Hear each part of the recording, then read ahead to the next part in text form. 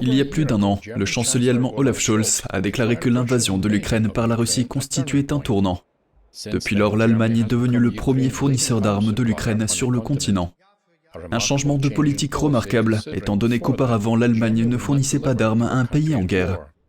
Rappelons-nous que quelques semaines avant l'invasion, Berlin avait suscité la dérision en annonçant qu'elle livrerait 5000 casques militaires à l'Ukraine en signe de solidarité.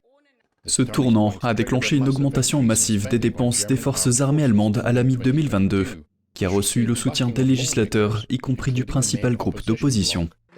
Le budget fédéral 2022 dotera ce fonds spécial d'une somme unique de 100 milliards d'euros. Nous utiliserons ces fonds pour les investissements nécessaires et les projets de défense. Selon un expert en défense, le redressement militaire de l'Allemagne a encore un long chemin à parcourir. Il a fallu du temps pour mettre en œuvre les changements dans le système ministériel allemand, dans la bureaucratie. Et si l'on regarde les chiffres, on doit dire que jusqu'à présent, cela n'a pas vraiment été mis en œuvre. Depuis la Seconde Guerre mondiale, Berlin s'est montrée prudente en matière d'agression militaire. Pendant la guerre en Ukraine, elle a été critiquée pour avoir été trop hésitante dans le renforcement de son soutien, notamment en ce qui concerne la fourniture de chars de combat le mois dernier. Et une grande partie de ces 100 milliards d'euros reste encore à être utilisée par l'armée allemande.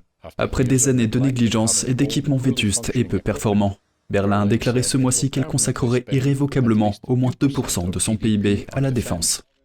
Mais cela doit être clair pour tout le monde, nous ne serons pas en mesure d'accomplir les tâches qui nous attendent avec un peu moins de 2%. L'Allemagne est très loin d'avoir atteint l'objectif clé de l'OTAN. Les chiffres de la mi-2022 estiment les dépenses de défense de l'année dernière à moins d'1,5%. Les entreprises de défense allemandes se sont plaintes du peu de commandes. Mais pour ce qui est du problème d'image de l'Allemagne en tant que fournisseur d'armes, il pourrait y avoir une autre raison. Si vous voyez la longue liste de ce que l'Allemagne a livré, c'est assez impressionnant. En même temps, le gouvernement allemand est très mauvais en matière de communication. Ils n'ont pas vraiment été capables de communiquer ce qu'ils ont fait.